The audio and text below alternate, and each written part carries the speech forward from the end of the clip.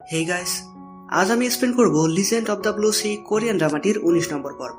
এর প্রথম 18টি পর্ব ইতোমধ্যে আমি এক্সপ্লেন করেছি। সেই ভিডিওগুলো যদি আপনারা না দেখে থাকেন তাহলে ডেসক্রিপশন বক্সে ভিডিওগুলোর লিংক দেওয়া আছে, সেখান থেকে অবশ্যই আগের ভিডিওগুলো দেখে নেবেন। তো চলুন শুরু করা যাক আজকের এক্সপ্লেন ভিডিও। শুরু করার আগে আমি রিফাত আছি আপনাদের সাথে। স্বাগতম আমার চ্যানেলে বিএম দ্য এক্সপ্লেনার।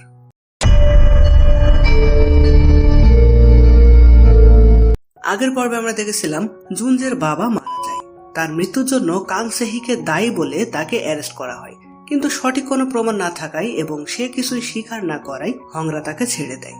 এছাড়াও দেখেছিলাম চিহুন নামদোর সাথে হাত মেলায় জুনজেকে সরানোর জন্য, কিন্তু নামদো জুনজের বন্ধুত্বকে বেশি গুরুত্ব দিয়ে উল্টো তাদেরকেই ধরিয়ে দেয়। চিহুনেতে রেগে জুনজের দিকে বন্দুক তাক করে তাকে যখন শুট করে তখন জল পরে তার সামনে এসে দাঁড়ায়, ফলে গুলিটা তার গায়ে লাগে। এরপর তাকে তাড়াতাড়ি হসপিটালে নিয়ে যাওয়া হয়।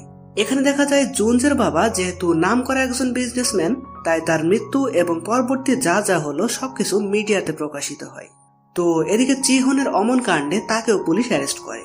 সে এরপর এ পর্যন্ত যা যা অন্যায় করেছে সবকিছু ভাবতে থাকে এবং খুবই অনুতপ্ত হয়। সে চিন্তা করে তার পাপের কোনো ক্ষমা হয় না। সে তখন ওয়াশরুমে যাওয়ার নাম করে এক জায়গায় গাড়ি থামাতে বলে। তার কাছে তখন আমরা এক শিশি বিষ দেখি। আসলে জুনজেকে মারতে সে 2 শিশি সেই ফুলের বিষ নামদোকে দিয়েছিল, কিন্তু নামদো বলেছিল 1 শিশিতেই কাজ হয়ে যাবে, তাই বাকি 1 শিশি তার কাছেই থেকে যাওয়ায় সে বর্তমানে ওয়াশরুমে বসে সেটি খেয়ে ফেলে। এরপর তাকে পুলিশ কাস্টডিতে নিয়ে গেলে জিজ্ঞাসাবাদ করার সময় সে বিষক্রিয়ায় মারা যায়। মানে এই বিষ কেউ গিলে খেলে তার মরতে একটু টাইম লাগে আর কি। তো যাই হোক, অন্যদিকে জলপরীকে হসপিটালে নিয়ে দ্রুত অপারেশন করার পর তার অবস্থা বেশ উন্নতি হয়, যদিও তার এখনো জ্ঞান ফেরে না। ডাক্তাররা তার অবস্থা দেখে সত্যিই অবাক হয়, কারণ গুলি খেয়েও কেউ এভাবে বেঁচে যেতে পারে এটা তারা আগে কখনো দেখেনি। তারা জানতে চায় এরও কি কোনো স্পেশাল খাবার দাবার খায় কিনা। নামদো তখন বলে স্পেশাল কিছু খায় না, তবে যা খায় অনেক বেশি বেশি খায়। জোকসে পার্ট। তো এরপর জুনজের মা আসে জলপরীকে দেখতে। সে তখন কিছুদিন আগের একটি ঘটনা বলে, যেখানে শিমচং তাকে একটি জলপরী ও রাজপুত্রের গল্প বলছিল। গল্পের একদম শেষে জলপরী একটি ছুরি খুঁজে পায়, যেটা দিয়ে রাজপুত্রকে মারতে পারলে সে বেঁচে যাবে, কিন্তু না মারতে পারলে সে নিজেই মারা যাবে। শিমচং জানায়, জলপরীর জায়গায় আমি থাকলে কিন্তু নিজের মৃত্যুকেই বেছে নিতাম, কারণ জলপরী যদি পানি থেকে ডাঙায় না আসতো তাহলে কিছুই হতো না। মানে সে নিজের কথাই বলছিল আর কি। জুনজের মা তখন বলে, আমিও কিন্তু একটি গল্প জানি, যেখানে এক নাবিক সমুদ্রে ডুবে যাওয়ার সময় জলপরী তাকে বাঁচায়। এরপর তাদের প্রেম ভালোবাসা হয় এবং ফুটফুটে কতগুলো বাচ্চাও হয়। বাচ্চাদের কেউ কেউ সমুদ্রে ফিরে যায় আর কেউ থাকে ডাঙায়। সমুদ্রের বাচ্চাগুলো ঝড়ের পূর্বাভাস পেলেই ডাঙার ভাই বোনদের এসে জানাতো, ফলে পুরো গ্রামবাসীরা খুবই উপকৃত হতো। এখানে জলপরী নাবিককে ভালোবাসার কারণেই কিন্তু এসব সম্ভব হয়েছে। জুনজে গল্প শুনে বলে, মা সত্যি কি এমন গল্প আছে? তার মা বলে, হ্যাঁ, ছোটবেলায় প্রতি রাতে তো তোকে এই গল্প শুনেই ঘুম পাড়াতাম, ভুলে গেছিস? জুনজে তখন ভাবতে থাকে, তার আর জলপরীর পরিণতিও কি তাহলে এমন সুন্দর হওয়া সম্ভব? তো এরপর জুনজের মা তাকে বলে, আমি শিমচং এর কাছে থাকছি, তুই এই খাবারগুলো তোর আঙ্কেলকে দিয়ে আই। জুনজে বাইরে আসলে নামদো তার সাথে যেতে চায়। সেখানে গিয়ে আঙ্কেলকে দেখে নামদোর খুবই চেনা চেনা মনে হয়। তখন আমাদের দেখানো হয় অতীতে আঙ্কেল অর্থাৎ নামসং দামরিং এর নির্দেশে একটি গোপন নথি চুরি করে পালাচ্ছিল। তখন পার্কমো নামে একজন তাকে ধরে ফেলে, যে কিনা বর্তমানে নামদো, কিন্তু সে তাকে উল্টো সাহায্য করে পালিয়ে যেতে। এই পার্কমো কিন্তু ইয়াং এর সেনাবাহিনীর লোক, কিন্তু এর আসল পরিচয় কি সেটা আমরা একটু পরে জানতে পাবো। তো বর্তমান সময়ে নামদোরা গল্প করতে করতে হঠাৎই আঙ্কেলের জ্ঞান ফিরে আসে। সে নামদোকে তার সামনে দেখে পার্কমো বলে ডাকতে থাকে, এমনকি জুনজেকে ডাকে দামরিয়ং বলে। এরপর একটু স্বাভাবিক হলে সে বলে, আমি বড় একটা স্বপ্ন দেখছিলাম। মানে অজ্ঞান অবস্থায় সে অতীতের ঘটনাগুলো দেখছিল, যেগুলো তার কাছে স্বপ্ন বলে মনে হয়েছে। জুনজে তখন বলে, অতীত এবং বর্তমান আমার অনেক ভালো একজন বন্ধু হয়ে থাকার জন্য আপনাকে অনেক ধন্যবাদ আঙ্কেল। তো এরপর জুনজে ও নামদো চলে এসে জলপরীর জ্ঞান ফেরার অপেক্ষা করছিল। সেখানে নামদো বলে, আচ্ছা, শিমচং কি আমাদের থেকে আলাদা? মানে তোরা শিমচং এর কিছু কথা আমি শুনে ফেলেছিলাম, যেখানে তুই ওকে জলপরী বলে ডাকছিলি, আর আমার বিশ্বাস ও সত্যি একটি জলপরী। জুনজে তার কাছে স্বীকার করে না, তবে ভয় পায় যে নামদো তার কোনো ক্ষতি করবে কিনা। নামদো তখন জানাই, আমি টাকা দেখলেই পাগল হয়ে যাই এটা ঠিক, তবে আমি 2টা জিনিস খুব মেনে চলি, অসহায় কাউকে সাহায্য করা আর কেউ উপকার করলে সেটা সারা জীবন মনে রাখা। যদিও শিমচং আমার কোনো উপকার করেনি, তবে আমার বন্ধু জুনজেকেও বাঁচিয়েছে, তাই ওর কোনো ক্ষতি আমি করব না। তাদের কথার মাঝেই জলপরীর জ্ঞান ফিরে আসে। জুনজে তখন তার কাছে গিয়ে অনেক ইমোশনাল হয়ে যায় এবং কাঁদতে থাকে। তো এদিকে কাংসেহি এবং তার ছেলের এসব কাণ্ড নিউজে দেখালে সেই নিউজ মাদেংও দেখে। যদিও তার স্মৃতি ছিল না, তবে সে তখন তার ফোনের কন্ট্যাক্ট লিস্ট চেক করলে সর্বপ্রথম সেই মানসিক ডাক্তারের নম্বর পায়। মাদেং তাকে ফোন করে জানায় তার সাথে সে দেখা করতে আসছে। এই কথা ডাক্তার জুনজেকে জানায়, আর জুনজে নামদর মাধ্যমে হংকে জানিয়ে দেয়। তো সেখানে গিয়ে মাদেং ডাক্তারকে বলে, আমি আমার পুরনো স্মৃতিগুলো দেখতে চাই। স্মৃতি হারিয়ে আমি একদম পাগলের মতন হয়ে গেছি। মনে হচ্ছে হিংস্র পশুতে ভরা জঙ্গলে কাউকে চোখ বেঁধে ছেড়ে দিলে সবসময় তার যেমন মৃত্যুর ভয় হয়, আমার অবস্থাও তেমন। আমি জানতে চাই আমি কিসের শাস্তি পাচ্ছি। ফলে ডাক্তার তার পুরনো স্মৃতিগুলো দেখাতে থাকে, যেখানে দেখা যায় একবার ইয়াং এবং তার ওয়াইফ হংনান তাদের সেই জ্যোতিষীকে ডেকে তাদের ভবিষ্যৎ সম্পর্কে জানতে চেয়েছিল। সেখানে হংনানের সম্পর্কে সে বলেছিল, শুভ্র তুষারের মাঝে যে ফুল ফোটে সেই ফুলের রঙে আপনি রঙিন হয়ে যাবেন, আর পরের জন্মেও আপনারা দুইজন এক হয়ে জন্ম নেবেন। তার প্রথম কথাটার অর্থ আমরা একটু পরেই বুঝতে পারবো।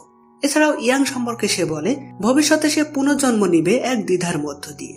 সে বেঁচে থাকার জন্য শাস্তি পাচ্ছে নাকি শাস্তি পাচ্ছে বলেই বেঁচে আছে, এর উত্তর সে খুঁজে পাবে না, যেমনটা আমরা বর্তমানে দেখছি আর কি। এখানে দুইজনের ব্যাপারে একটু ক্লিয়ার করি। এই হংনান কিন্তু বর্তমানে কাংসেহি, আর যে জ্যোতিষীকে দেখছেন ইনি হলো বর্তমানে মানসিক ডাক্তার। তো এরপর মাদেং দেখে দামরিয়াং ও জলপরীকে হত্যা করার পর সে এবং হংনান রাজ্য ছেড়ে পালানোর সিদ্ধান্ত নেয়। কিন্তু তখন তাদের বন্দী করে পার্কমো। সে তখন নিজের আসল পরিচয় রিভিল করে যে সে এই লোকটার ছেলে, যাকে ইয়াং মেরে সমুদ্র তীরে ফেলে এসেছিল। তাই বাবার মৃত্যুর বদলা নিতে সে এতদিন ইয়াং এর সৈন্য দলে মিশে সুযোগের অপেক্ষা করছিল। তো সে তৎক্ষণাৎ ইয়াংকে হত্যা করে। আর যেহেতু হংনান তার বাবাকে বিষ খাইছিল, তাই সেই একই বিষ সে হংনানকে খাইয়ে তাকেও মেরে ফেলে। অর্থাৎ জ্যোতিষী যেমনটা বলেছিল ফুলের রঙে রঙিন হয়ে যাবে, এর অর্থ হলো ফুলের বিষে তার পুরো শরীর নীল বর্ণ ধারণ করবে, যেমনটা এখানে ঘটলো। তো যাই হোক, নিজের এমন পরিণতি দেখে মাদেং ডক্টরের উপর রেগে যায়। সে বলে, আপনি সবই জানতেন কার সাথে কি হতে চলেছে, তাহলে আপনি কার পক্ষে? ডক্টর জানায়, আমি কারো পক্ষে না, আমি শুধু তোমাদের ভাগ্য দেখি। মাদেং তখন রেগে ডক্টরকে মারতে গেলে সেখানে জুনজে এসে উপস্থিত হয়। জুনজেকে দেখা মাত্রই মাদেং তাকেও মারতে যায়, কিন্তু তার আগেই হং তার বাহিনী নিয়ে সেখানে এসে মাদেংকে অ্যারেস্ট করে নিয়ে যায়। তো যাই হোক, এদিকে আমরা দেখি চাষিয়া প্রায় একটি স্বপ্ন দেখছে, যা থেকে আমরা জানতে পারি অতীতে দামরিয়ং যেই মেয়েটাকে বিয়ে করেছিল সে হলো বর্তমানে চাষিয়া। তো এরপর ভাই ও ভাবির কাছ থেকে সে যখন জলপরীর গুলি লাগার কথা শোনে, তখন সে ফুল নিয়ে জলপরীকে দেখতে যায়। জলপরী তার সাথে ভালো ব্যবহার করে বলে, আমি তোমার মতন হতে চাই, কারণ তুমি চাইলে জুনজের সাথে সারা জীবন থাকতে পারবে, কিন্তু আমি পারবো না। চাষিয়া বলে, সেটা আর হচ্ছে কোথায়, জুনজের মনে এখন শুধু তুমি, আর আমিও মন থেকে ওর আশা বাদ দিয়ে দিয়েছি।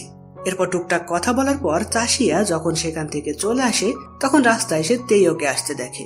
তেইওকে দেখে সে নিজেই বলে, আমাকে এগিয়ে দিবে না? তেইও তখন তাকে নিয়ে হাঁটার সময় আশপাশে ছবি তুলতে গেলে চাষিয়া বলে, তুমি আমার ছবি তুলতে চাচ্ছ তাই না, দাও আমি নিজেই তুলে দিচ্ছি। ফলে সে ছবি তুলতে গেলে যখন আগের ছবিগুলো চেক করে, তখন দেখে গ্যালারিতে সব ছবি শিমচঙের, তার কোনো ছবিই নেই। তার মন তখন এক নিমিষেই ভেঙে যায়, কারণ তেইওর প্রতি তার অনেক টান তৈরি হয়ে গেছিল। সে তখন রেগে সেখান থেকে চলে আসতে থাকে। তার পিছু পিছু একটি লোক আসে। চাষিয়া ভাবে হয়তো তেইও আসছে, কিন্তু লোকটি ছিল একটি পাগল। সে চাষিয়াকে ইপটিজিং করতে গেলে তেইও এসে তাকে বাঁচায়। চাষিয়া তো এই ঘটনায় অনেক ঘাবড়ে যায়। তেইও তখন তাকে জড়িয়ে ধরে সান্ত্বনা দেয় এবং তারা দুইজন একে অপরকে কিসও করে, মানে তাদের সবকিছু আবার ঠিকঠাক হয়ে যায়। তো যাই হোক, এদিকে দেখা যায় জলপরীর মতন এমন অদ্ভুত রোগী দেখে ডাক্তাররা সবাই অবাক হয়ে যায়। বেশি অবাক হয় কারণ তার গুলি লাগার ক্ষত নাকি একেবারে গায়েব হয়ে গেছে। তাই এমন রোগীর রিপোর্টগুলো নিয়ে তারা মিডিয়ার সামনে কথা বলবে বলে সিদ্ধান্ত নেয়। তাদের এই কথা জুনজে শুনে ফেলে। সে তখন তার বাটপারি স্টাইল কাজে লাগিয়ে ডাক্তারের ছদ্মবেশে কন্ট্রোল রুম থেকে জলপরীর সব রিপোর্ট ডিলিট করে দেয়। এরপর জলপরীকে নিয়ে গোপনে হসপিটাল থেকে বাড়ি চলে আসে। বাড়িতে ফিরে জলপরী খুবই মনমরা হয়ে থাকে, কারণ তার জন্যই জুনজে মরতে বসেছিল। এরপর দেখা যায় জুনজের মা চাষিয়াদের বাড়ি থেকে পুরোপুরি জুনজের বাসায় চলে আসে। জিনজু তাকে এগিয়ে দিয়ে যায়। জিনজুর খুব শখ ছিল ওনার ছেলে অর্থাৎ জুনজেকে নিজের চোখে দেখবে, কিন্তু জুনজের মা তাকে ভিতরে যেতে বলে না, মানে তিনি জানতেন জুনজেকে দেখলে সে চিনে ফেলবে। তো বাড়িতে এসে জিনজু দেখে জুনজের মা তার একজোড়া জুতো সেখানে ফেলে রেখে গেছে। সেই জুতো দিতে আসার বাহানায় সে এবং তার হাজবেন্ড আবার জুনজের বাড়িতে যায়। সেখানে জুনজে, নামদো এবং জলপরীকে দেখা মাত্রই তারা বুঝতে পারে যে জুনজেরা কোনো বড় লোক না, তারা মূলত বাটপার।